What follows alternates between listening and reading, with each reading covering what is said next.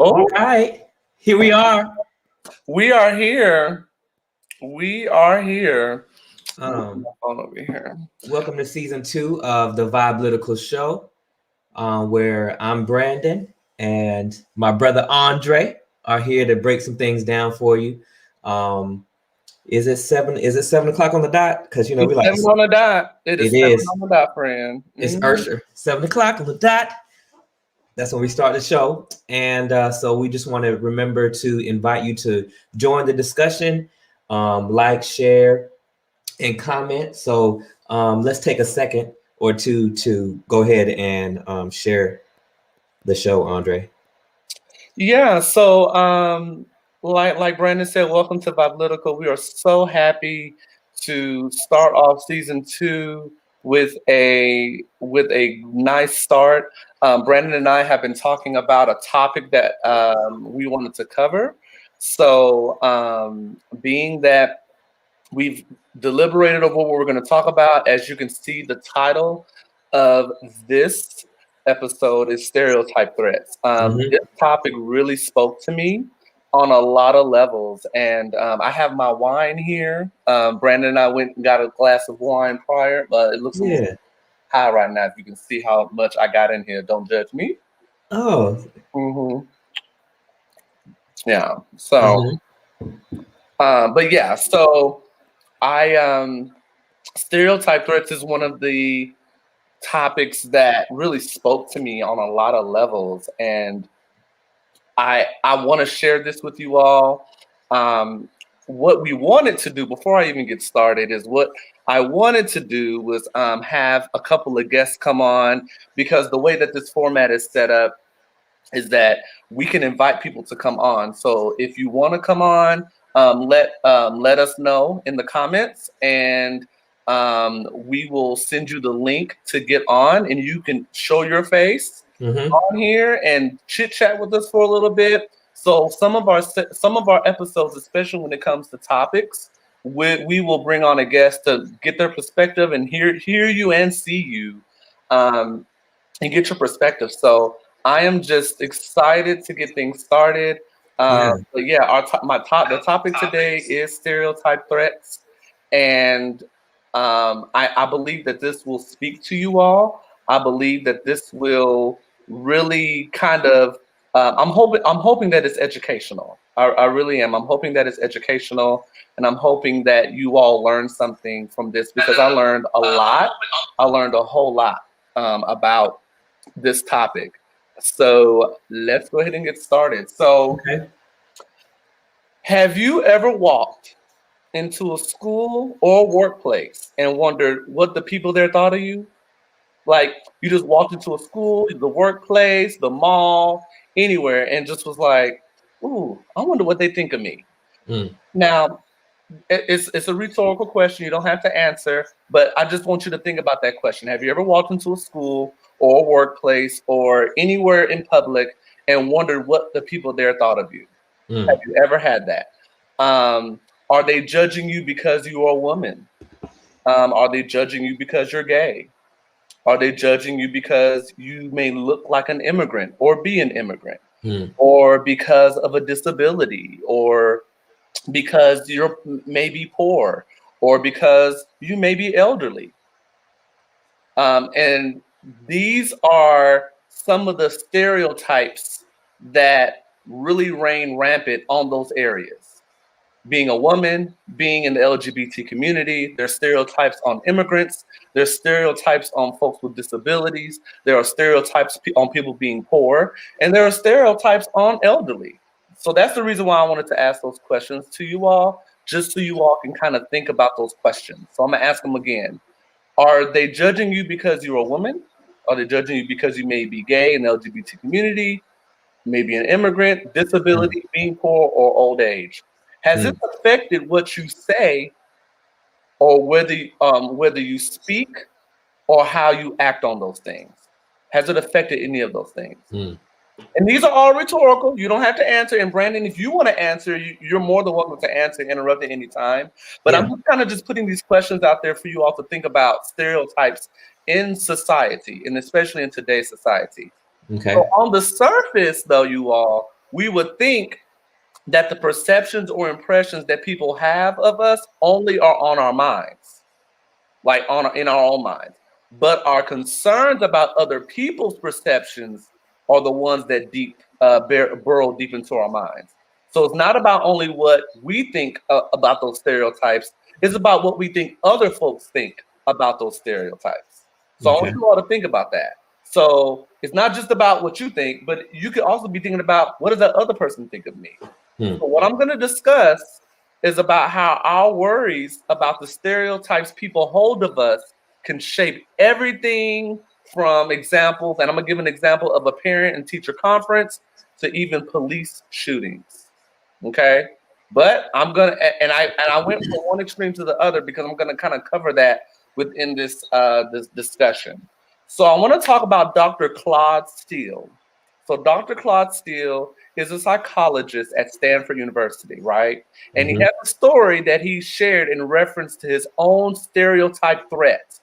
Okay, so I'm going to share this story. It's a little bit lengthy, but I want your feedback on this, you all, as you're looking at it. But Claude Steele, at the young age of 7 in the 1950s, now mind you, 1950s, he was in Phoenix, Illinois, and he was walking with his friends from school, right?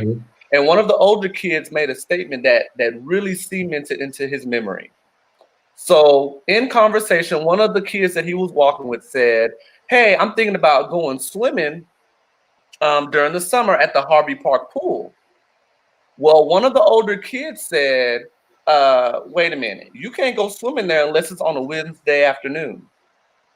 That is the only time we are allowed to go swimming there." So Claude noticed that statement that kid made wasn't just a regular rule that applied to everybody, but it only applied to them as Black kids. And that really sat with him. He was just like, what the world? Like, that ain't no just regular, like, oh, this restaurant closes at 8 p.m. That means y'all got to go home. This rule was, oh, we can't go to the swimming pool unless it's Wednesdays. That's the only time we can go to this pool is Wednesday afternoon. So after that day that he had that conversation with his friends, he noticed that on Wednesdays, he would only see Black people lined up to go to the pool. So with that, he held a hidden anger about it.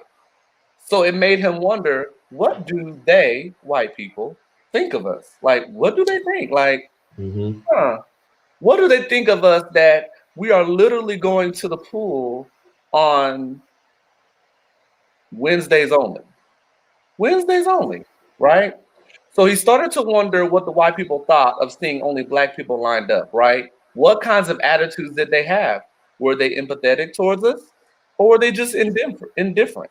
And what do you think, Brandon? Do you think that some of them could have, this is back in the 1950s now, do you think that they were empathetic towards the fact that they only could go on Wednesdays, or were they just indifferent? Like, it really didn't matter. It didn't really mean much to them.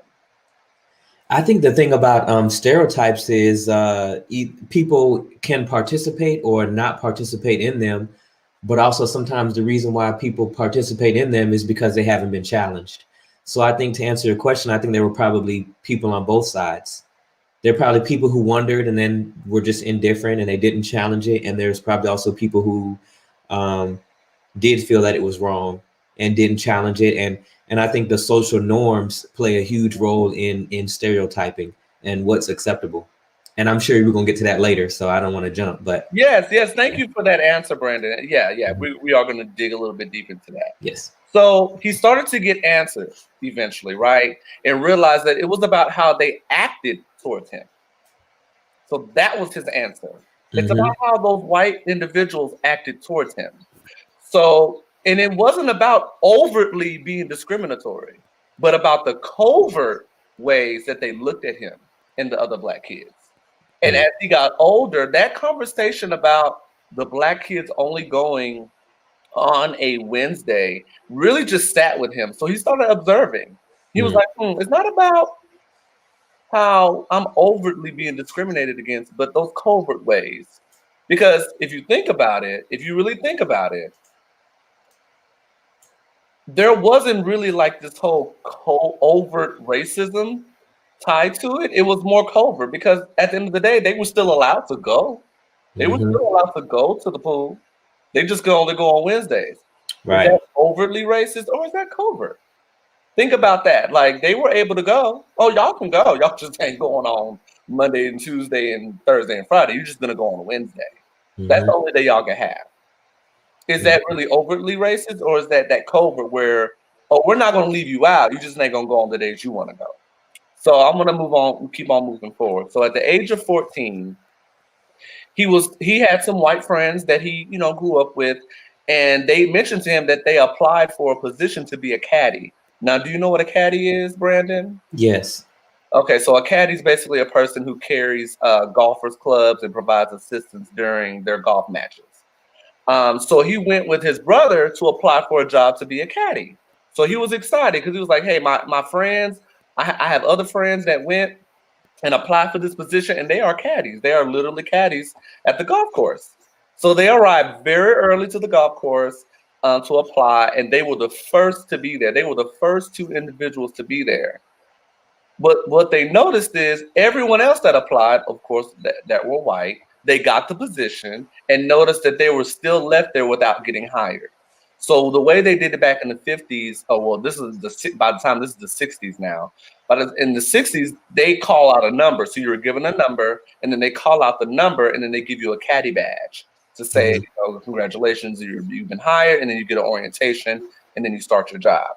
Well, they did not get their number called. So one of the white adults said, and I'm not going to say the actual N-word, but one of the white adults said, you N-word are still here? Y'all still here? We are not giving you a badge. That is exactly what that adult asked those kids. And they were crushed by that, right? They were totally crushed, and they told their parents about it. Well, his dad is Black and his mom is white. And they were very active in the civil rights movement. One thing that he could say is that his parents were on the side of optimism and vigor by telling him and his brother that the world was ours and that they have the right to do what they want to do. But there is racism and white supremacy in the world. So the information that they were given as teenagers was that, hey, listen, you can achieve whatever you want to achieve, but just know that there are going to be some roadblocks in the way due to racism and white supremacy. So now let's fast forward to his college years. So in his college years, he attended Ohio State University, and he still had the thought in his mind of, at the age of 7, what do they think of me? Because at the end of the day, from childhood, he felt that he was prejudged based on the color of his skin. He was like, what do these folks think of me? Because I done went from hearing about only Wednesdays having the pools only to Black people. Then I get called the N-word at the age of 14 when I'm just trying to apply for a job and I don't get it. So in his mind, he didn't took that to college, okay? Now he's 18 years old. Like, Lord, what do these people think of me, right? So he was one of the only couple of Black people that was in graduate school at the time. So there were smart grad students and professors that surrounded him, right? Even though he projected confidence on the outside, he felt the total opposite on the inside. And he mentioned how he was like, yeah, I cannot sit here and allow these white people to think that that I am not confident and that I don't know what I'm talking about. Right. But he was threatened by that. He was threatened by it. So he felt the most closed off in class. He was not talking a lot. He was monitoring how much he said and all that stuff. Like he was very, very calculated on what he said because he didn't want to look like the stereotypical Black person. He didn't want to look like that kind of person. So what I found astonishing was that he mentioned feeling super righteous and felt that people that were running the golf course were racist and morally pathetic. and misguided.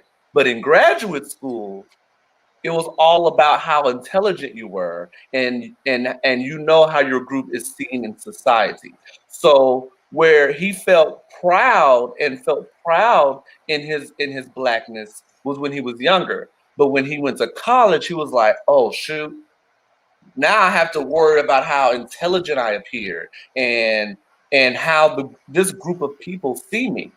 And he had the crutch of his parents to motivate him as a child. Now he's on his own where he's like, ooh, okay, right. I don't have my mom and dad right next to me to let me know that I can do whatever I want. Now I am faced with the thought of other folks seeing me different than what I actually am. I'm actually smart. I'm actually educated. I actually scored the same SAT scores than my white counterparts. But at the end of the day, I am still being looked at as, oh, that's a black man.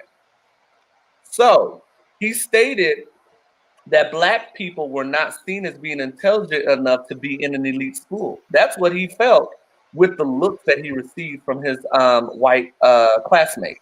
He mentioned that if he were to slip into the dialect of Chicago, Illinois, that they wouldn't view him as belonging there. They wouldn't. So he had to really work on his dialect because he felt like, oh, any little thing that shows my blackness would separate me from being a part of this elite school. But thinking about it, he's in the elite school. He's there. He is there. I see Shay is watching. Hey, Shay. Hey, Shay. So one thing that I noticed is that Claude was able to feel, back to what I said earlier, he was able to feel righteous and strong when it came to individuals that were overtly racist. This overt racism was at the age of 14 when he was called the N-word. It was. But had a bigger fear of how individuals viewed him at college, and that was due to it being more covert racist.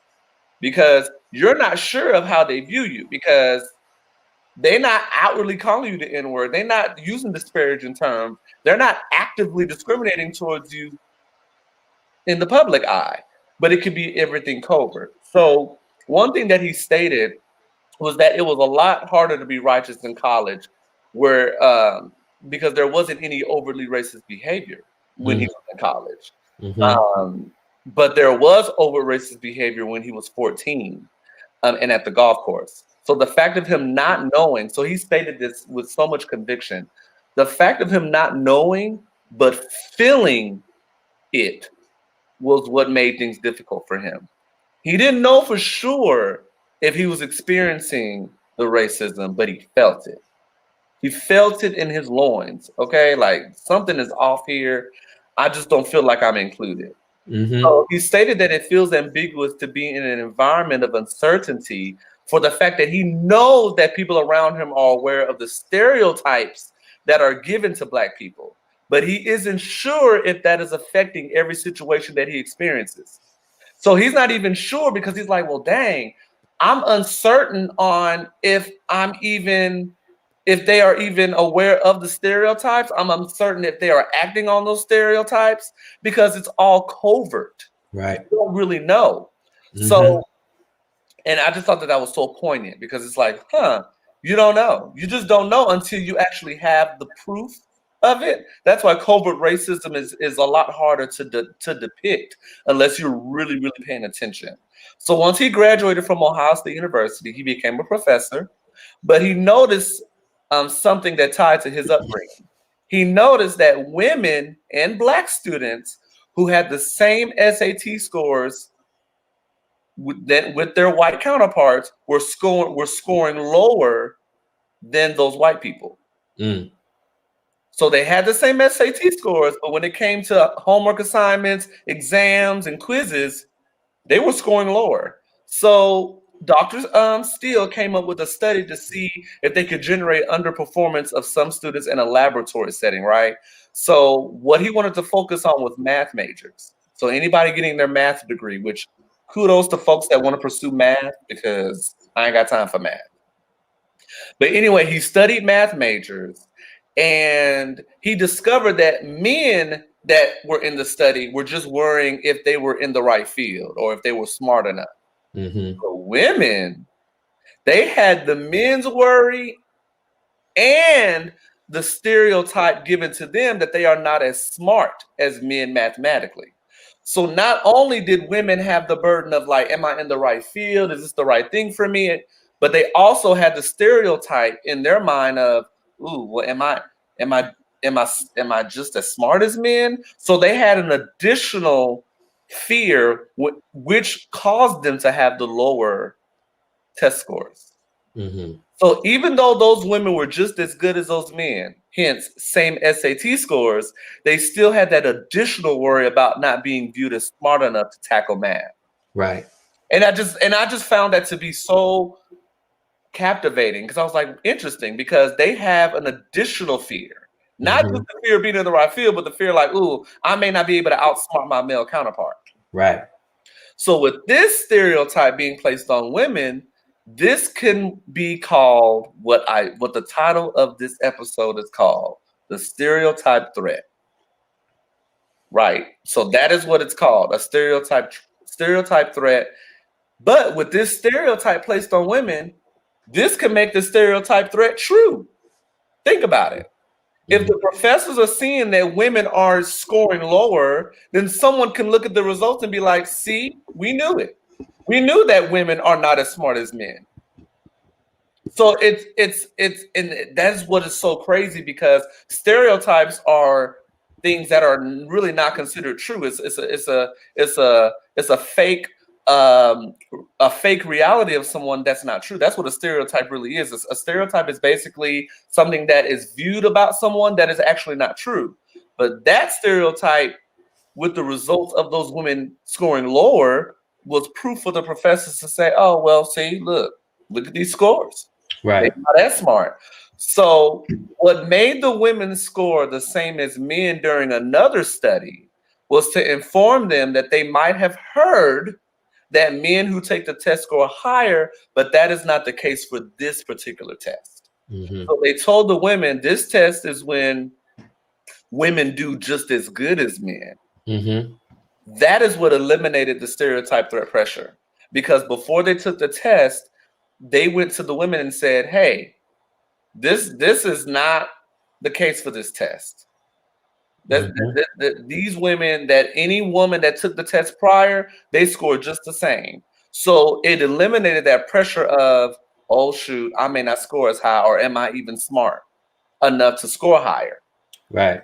So he highlighted that stereotype threats are not only for people of color, because I noticed that throughout this whole conversation that I'm only talking about Black people being stereotyped, right? But it even goes for white people. There are white people out there that get stereotypes put on them when it comes to sports. Think about it.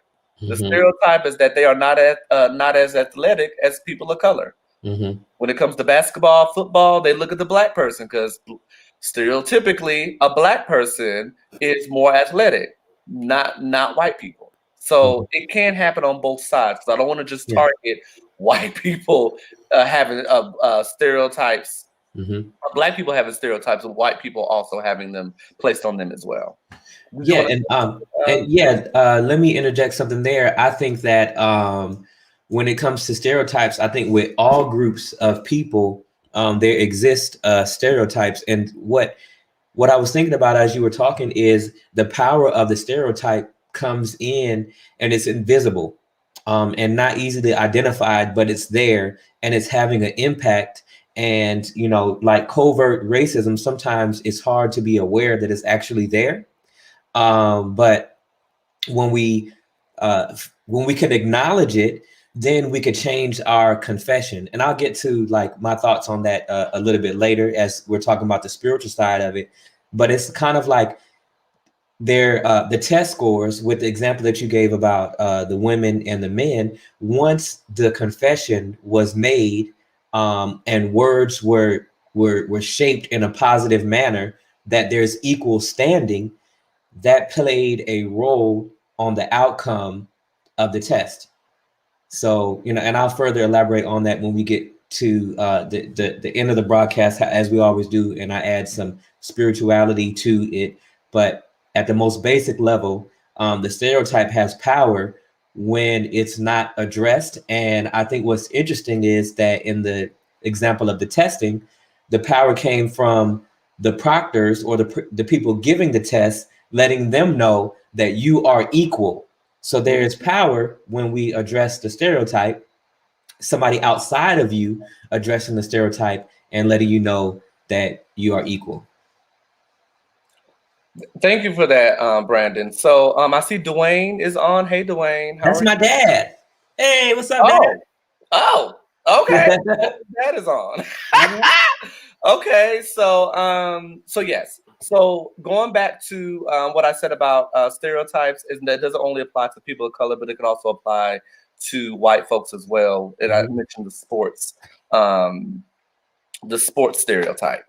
So before I go into the examples of the parent-teacher conference and then going into police shootings that have currently been happening, I want to bring up a personal stereotype that I felt was placed on me. And this is in recent time, okay? So I was in the store, and Brandon, I might have shared this with you, but I was in the store, and now you know how I've been complaining about the mask, right? Like folks just not wearing the mask right and all that stuff, right? So I was in the store. This was maybe last month. I'll say last month, and you know I'm wearing my mask, doing the right thing, and there's a whole lot of people. Sorry to the white people that I'm about to talk about. But I saw a lot of white people not wearing the mask correctly. Now, there are some people of color not doing it as well. Put that out there. But I'm highlighting the white people that I'm getting ready to talk about. So I'm walking down the aisle, and there's this woman. Her mask is on her neck. So it's like on her neck, not above her nose, but on her neck, right? And she's just going through, and then as I'm approaching her, going the opposite direction, she lifts her mask up to cover her nose when she passes me, right? But as soon as I pass her, I turn around because I was like, let me see what her actions are after I pass her. Once I pass her, she pulled her mask back down. So the stereotype that I'm getting there is that due to people of color having higher numbers of having COVID, and being exposed to the virus seemingly a whole lot more, I think the stereotype was, oh, there's a black person, let me pull my mask up. Then, but as soon as they walked past, she pulled that mask back down and went on shopping again. So what's the difference with passing by me and I have my mask on, and you're passing by your fellow white folks and they have their mask off? What's the difference there? So I felt like the stereotype was like, oh, he may have it, but I'm actually covered. I'm actually wearing my mask. Right. So moving on to the way of speaking. And well, hold on. Can you elaborate?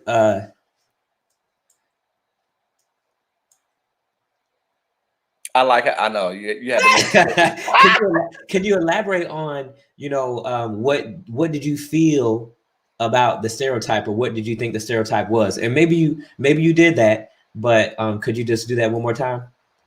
So the stereotype that I felt was, you're in a store, so the whole time you don't have the mask on. You have the mask on your chin and all that stuff.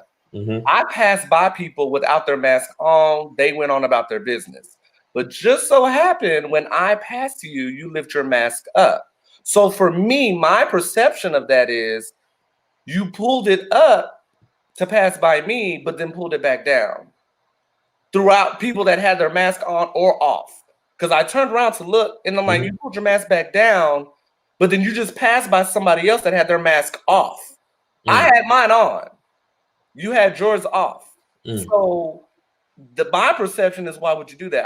Shay said put hers on because she could have thought that you took it seriously more than the other folks without masks.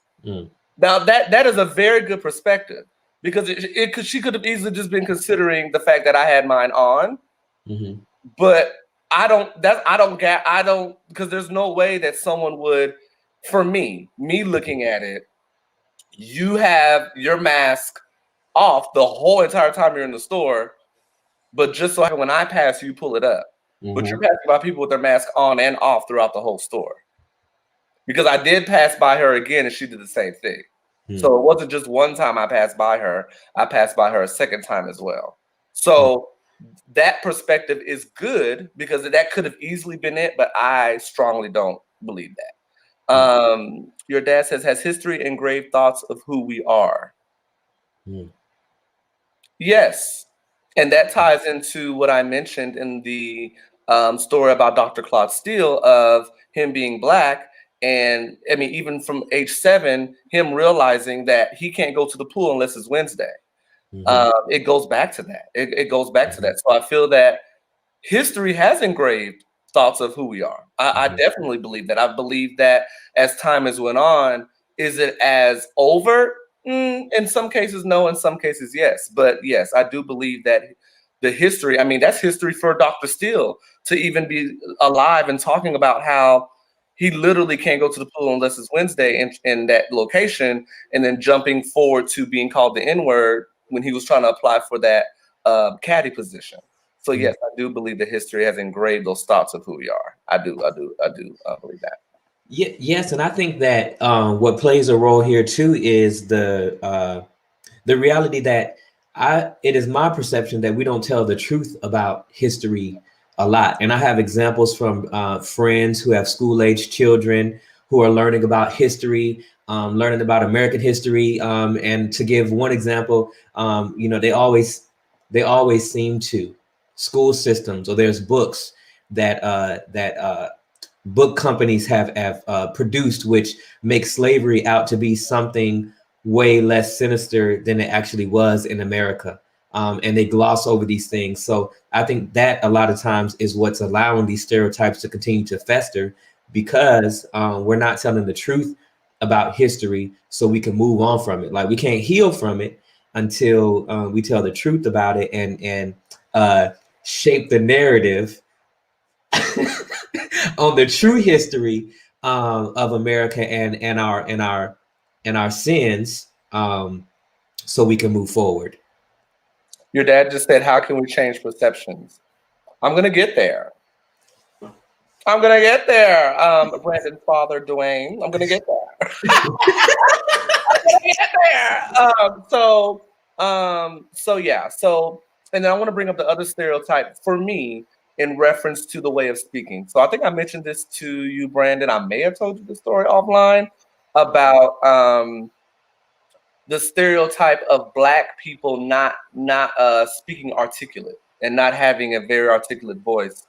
There was a stereotype placed on me based on how I spoke, and being that I guess the way that I speak is proper.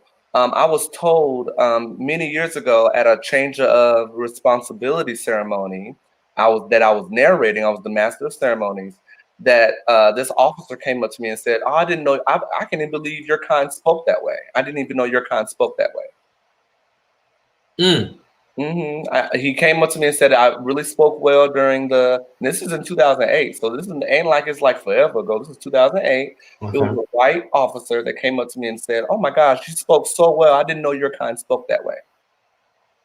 Excuse me? What do you mean by that? So and I mean that bleeds into being racist, obviously. But I'm just saying his own stereotype of placing Black people in a box that we speak a certain way, like we can't speak with an articulate voice and be clear and concise with our words. That was really eye-opening for me. And I'm like, dang, for even in 2008, I'm experiencing someone look at me and expect me to speak a certain way.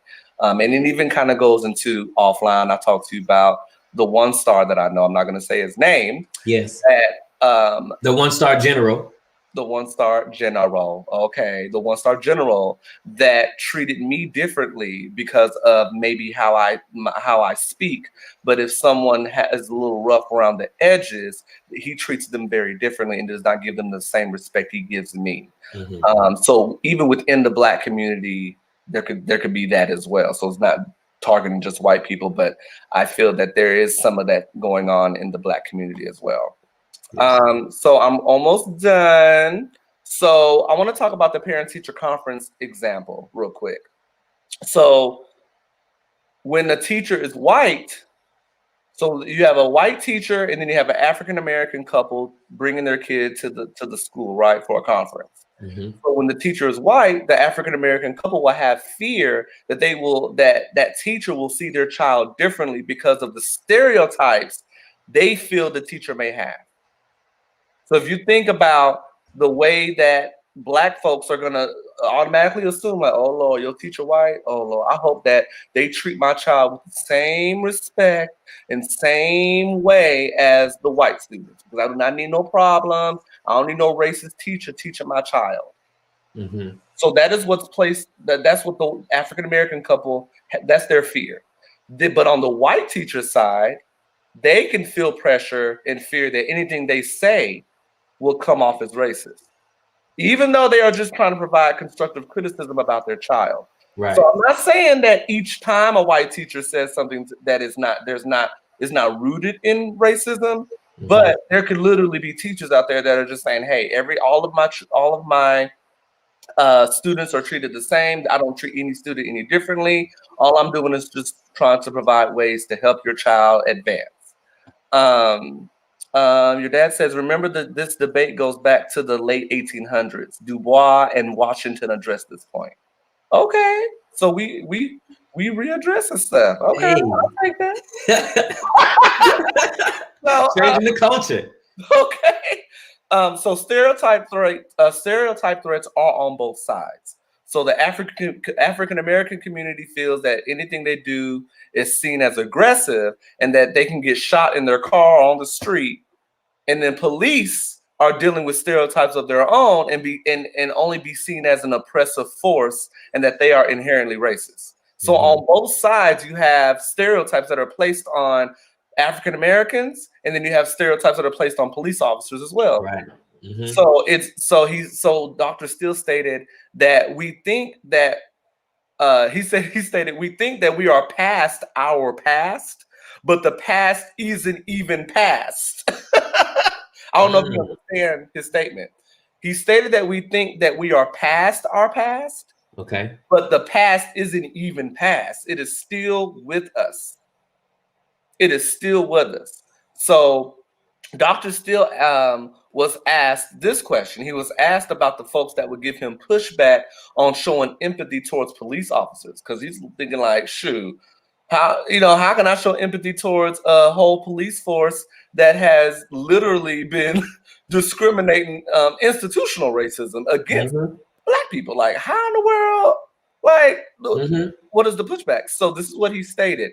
Now, mind you, I'm going off of what he stated. I'm just reading what he stated. He said, how can we move forward? It is by showing empathy with one another, having a meaningful conversation with one another about the stereotype threats that exist on both sides of the aisle. Both sides.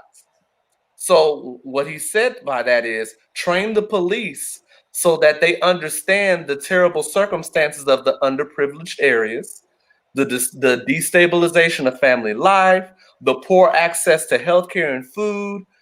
And if the police have a sense of what they are dealing with, if they know, and that's by having that empathy, then, and if those communities with those underprivileged communities understand what the police are dealing with, there can be a way to being empathic and on both sides. So having that conversation, that meaningful, and I'm going to also say uncomfortable conversation. It's going to be uncomfortable. And I feel that is really the true way. Are we going to get there? I don't think anytime soon. I'm not trying to be negative Nancy, but I don't really see us getting there in this point in time. I hope that in my lifetime that we can, but I don't know. I really don't know. We will just have to wait and see. But yes, but what Dr. Steele said does make a lot of sense. There needs to be a meaningful conversation, and I'm adding uncomfortable conversation about the stereotype threats that exist on both sides. And until both sides of the aisle see that, then that's where the empathy will take place. Mm. So other than that, that is all I have on Stereotype Threats. And Brandon, I know that you're going to do your thing and provide a spiritual side to this topic. So Yeah. the floor is yours, friend. Well, I mean, thank you, Andre. Amazing as always. The academic. I looked at a little bit of Claude Steele because just to give y'all a refresher on how we actually do the show, we don't share notes with one another. We just share the topic and then go from there. And it seems to, I feel like, work very well. And because we talk often, Andre and I, just about every day or every other day. And with this topic, I think it's interesting. I just want to reiterate that stereotypes exist for all types of people groups. And we're seeing stereotypes play out. The latest example of this week was the unfortunate events of, the young white male who was having a bad day, who went out and shot 8 Asian folks at a massage. He hunted down Asian people at certain massage places. And the reason why I'm even saying that he was having a bad day is because that's what the police officer said in connection to his actions. And that within itself carries a stereotype that these Asian massage or Asian spas are places, because it was also added that his motive was to get rid of some type of sexual addiction. That's why he went out there and did this. Now, to me, that was nothing but stereotypes, nothing but negativity. And also it was kind of crazy to show that the police as a whole, and that's an example of how people in society support stereotypes. I think there are healthy stereotypes. There's things that a stereotype could be all the way reduced down to a certain reaction based on what you see at the most basic level. Like we probably all do it knowingly and unknowingly at times.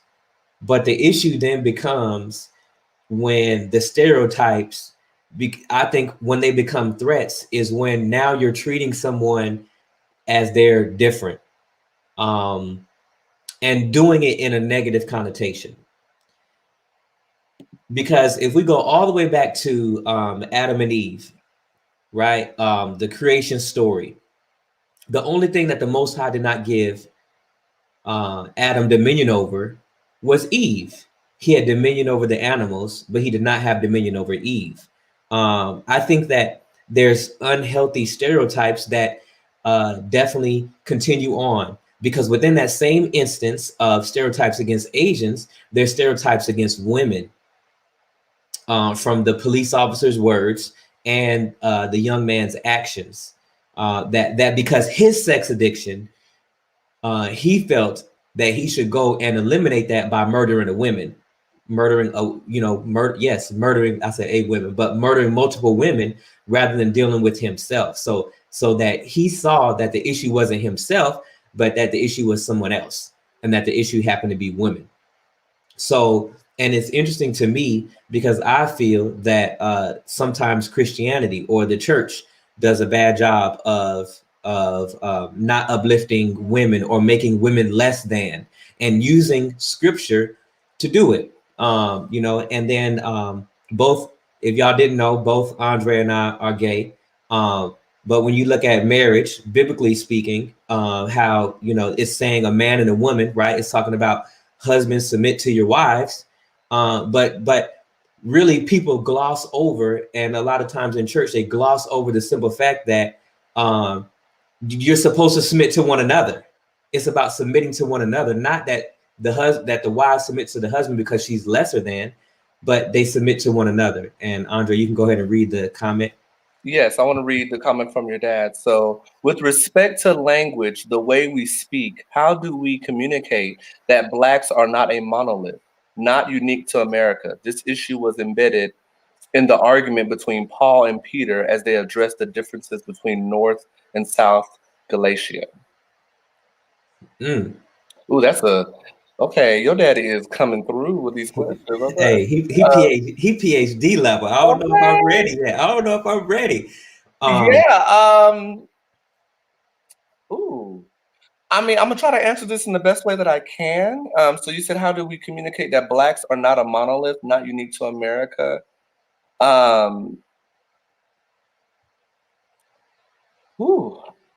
think the best way I can answer that question, the best way that I can, because PhD level, I ain't got no PhD. Hey, you master's level. Go ahead. I mean, I'm master's level. I'm trying. I'm up there a little bit. I think that I believe that.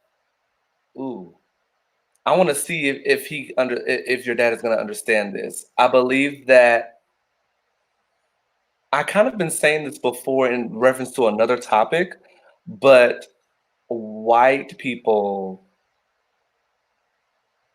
emphasizing that we are the same and that we are not different, but based on the color of our skin, we're automatically viewed as less than, based upon us just being people of color.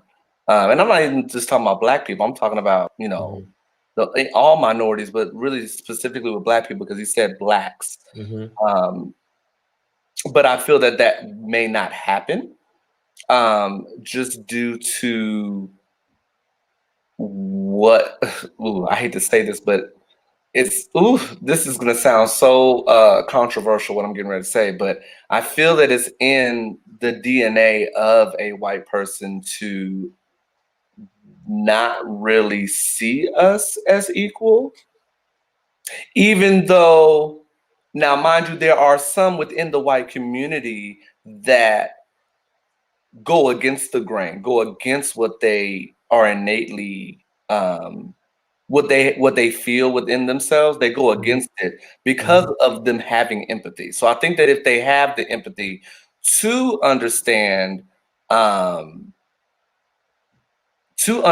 what the Black struggle is, but at the same time see that we are the same.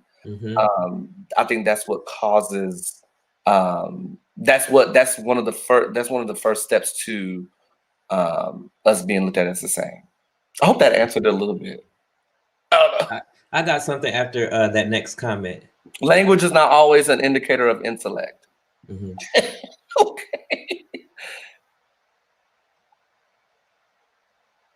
Yeah, I've met intelligent brothers who are not always well spoken, and that kind of goes back to what my situation was with the general, is that just because I may have an articulate speaking voice doesn't make me any better than someone that may be shy, or someone that being not well spoken doesn't mean that they are not smart. Right. And that's the part that made me upset about the general that I know who's Black, that treated me differently because the way I speak was the way that he liked, versus someone that I say rough around the edges, not to target them, but someone who appears to be a rough around the edges, they're looked at as less than smart. Honey, a lot of them have master's degrees and bachelor's degrees, or have double majors and stuff, but the way that they speak may not make them appear that way. So, yeah. Moses and Aaron, right? Hey, Moses said he was an eloquent speech. We're going to take your brother Aaron. He'll speak for you.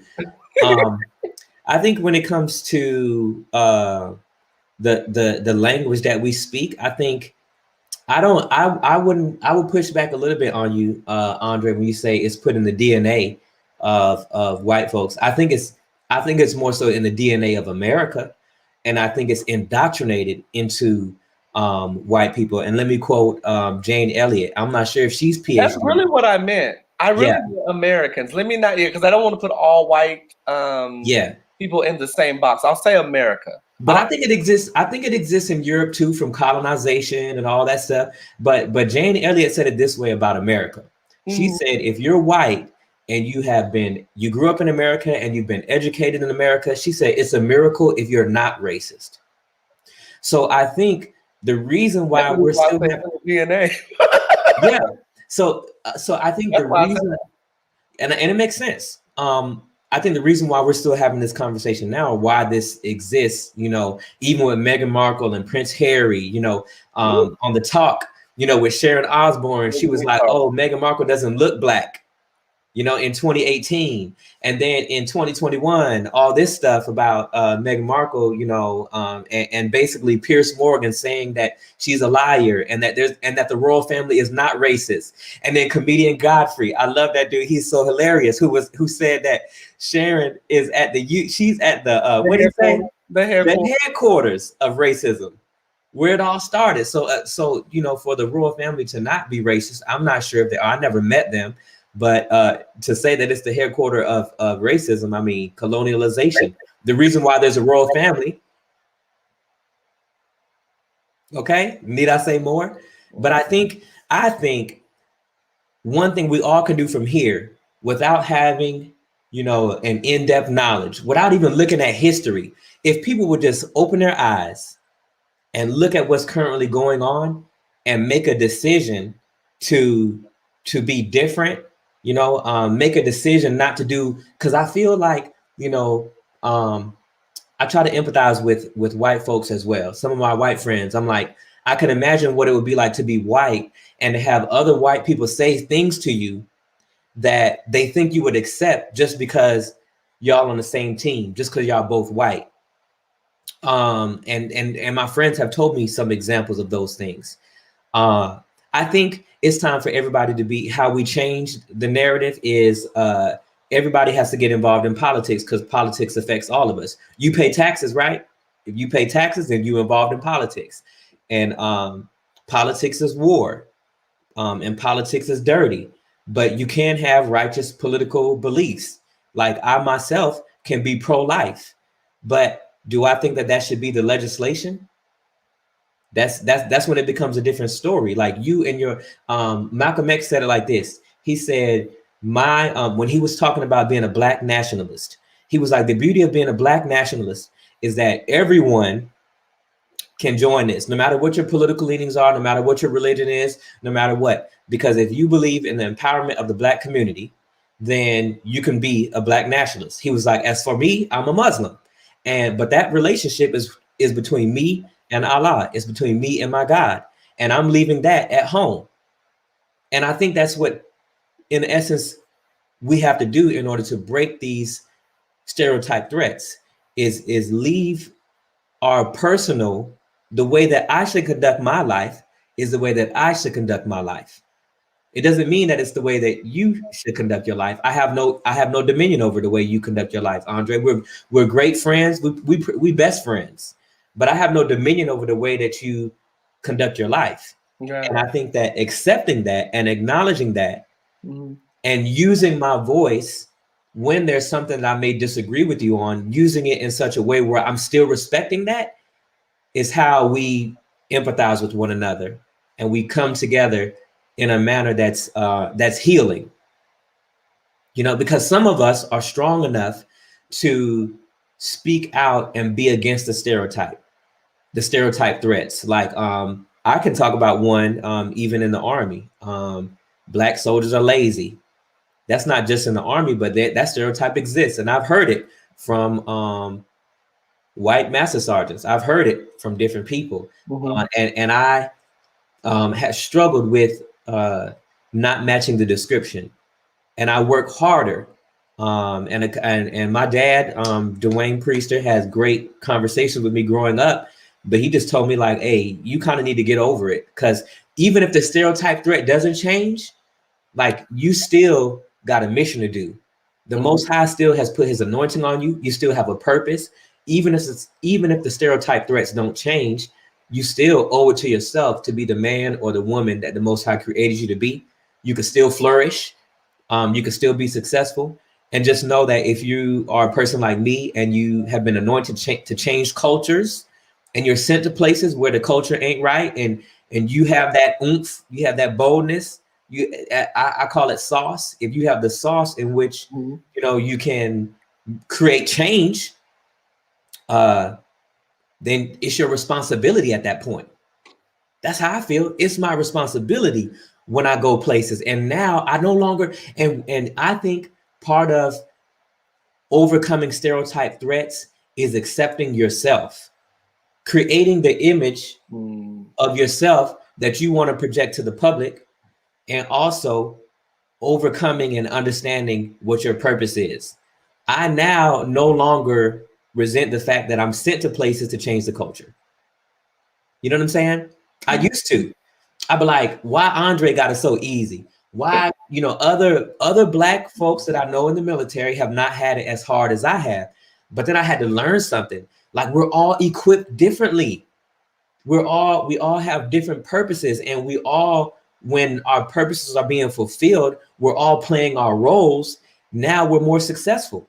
Because I would argue, going back to all the way to Claude Steele's example of the testing, you know, there's some of those women who were more qualified than men, but it wasn't until the culture was set and the words were spoken that those women rose to the occasion. They had the intelligence all along, but it wasn't until the atmosphere was set, like, hey, you are an overcomer. And guess what? You're just as smart as any man. You may have heard this, but that's contrary. So, and look, the atmosphere was set. That's who I am. Leaving. He said he loving the conversation, but it's a pathway for change. Thanks, Dad. Thank you for showing up. Nice talking to you. Yeah. And he said, does this exist in our community as well? I think it very much does.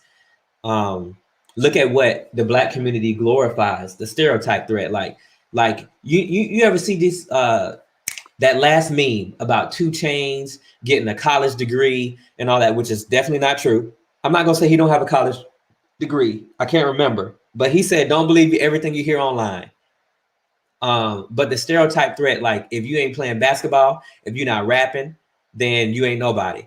And also the stereotype threat, if you're Black and you got money, you know,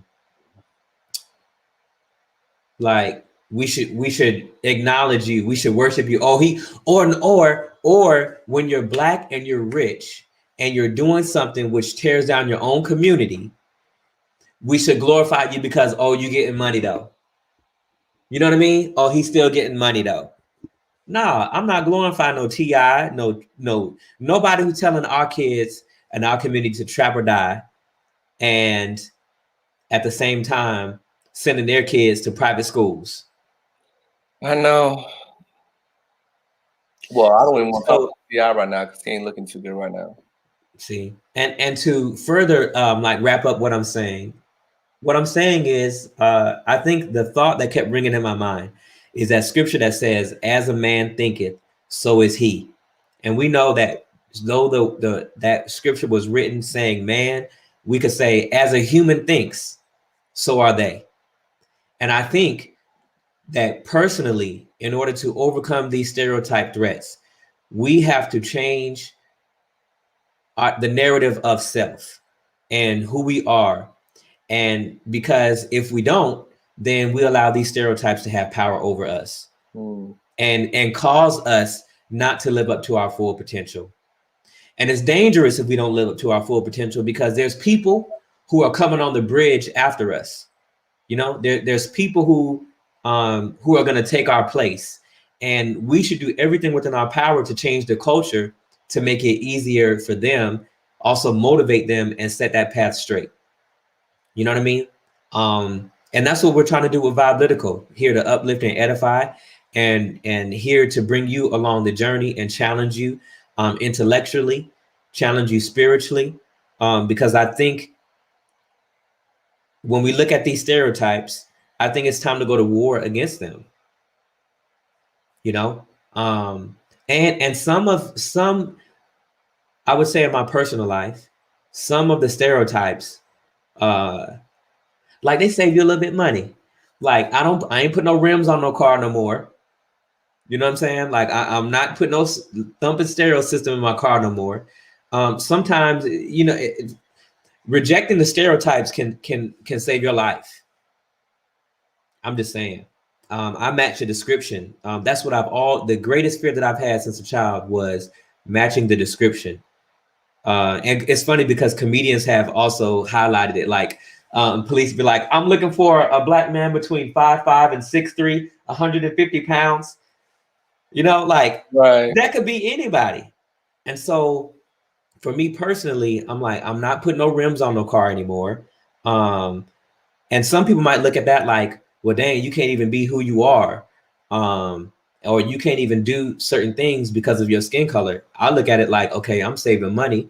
And then second of all, I don't need to draw any unnecessary attention. I just buy me a nice car that come with nice rims on it already without having to go and buy, you know, some other rims that are going to attract attention to myself, which could possibly get stolen or cause the police to pull me over. Like when I had a 2005 Chrysler 300 on 24-inch rims and my car matched the description of an armed robbery. And it was literally like the set it off scene with helicopters, 7 cop cars, and they drove my car off the 60 freeway ramp in Arizona. It was a horrible experience. And if it happened more recently, I'm not sure if I would have been alive if it happened more recently.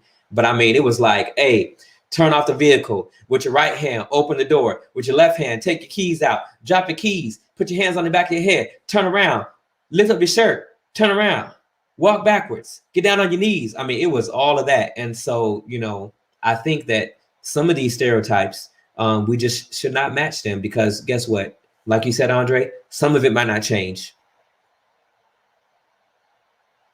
So yeah, that's an unfortunate reality. Yeah. With that. Yeah.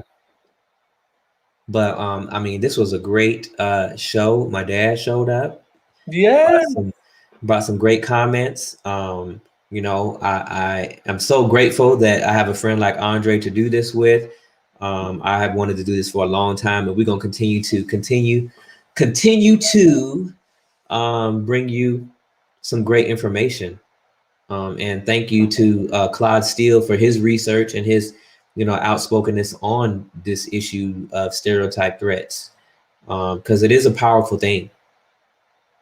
It really is. And then I think in this time with him covering it, just made it like the perfect timing.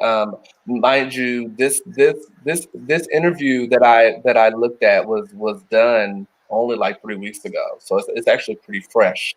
Because I told Brandon offline, I said I have a few interviews and stuff in my vault that are going to be in future episodes that I'm going to cover. So this one was fairly recent because I wanted to jump on this one first, but there's a few others that I have that are in the vault that, depending on the you know, where the spirit leads me, I will talk about those things in the future episodes, depending on the vibe of the show and the vibe of the show and the vibe of, you know, the world that we're in right now. So. Right.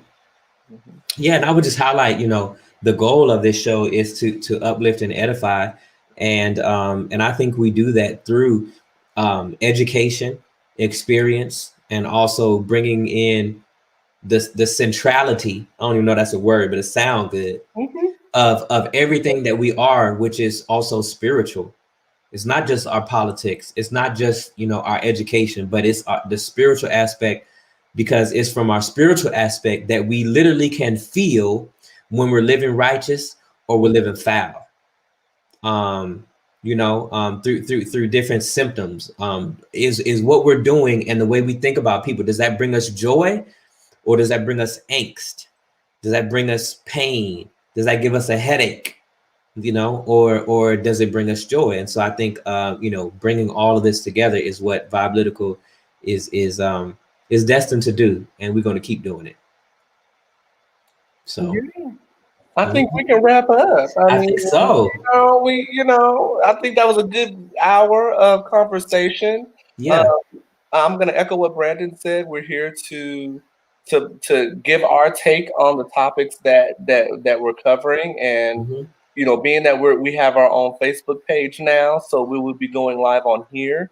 So the like, comment, and share, we're gonna say that every time. Like, comment, share on Vibelytical.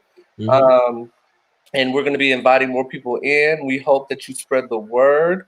But yeah, we really want to take this to another level, you know, but it's all in God's timing. So, but yeah, we would like to thank you for your time. Thank you for listening. Once again, please like, comment, and share. Next week will be a very good topic as well. I'll tell Brandon what it is offline. But y'all have a wonderful day. And Brandon, do you have anything else before we go? I don't. You know that we're praying for you all, and now since we have the Facebook page, you can send us your prayer request. You know, we'll take those before the Most High. You know, and I just want to challenge everyone. Since we talked about the stereotype threat, you know, make yourself more aware and have conversations with people who are different than you, who disagree with you on politics or whatever, and you know, maybe just go out of your way to continue to show kindness to someone, especially during the pandemic. You never know what people are going through. So just be present and be aware, because I think that's one of the best things that we can do during this time. That is a great way to close out Stereotype Threat. So thank you for that, Brandon. You're welcome. And until next time, thank you so much again, and we will see you next time. See y'all next time.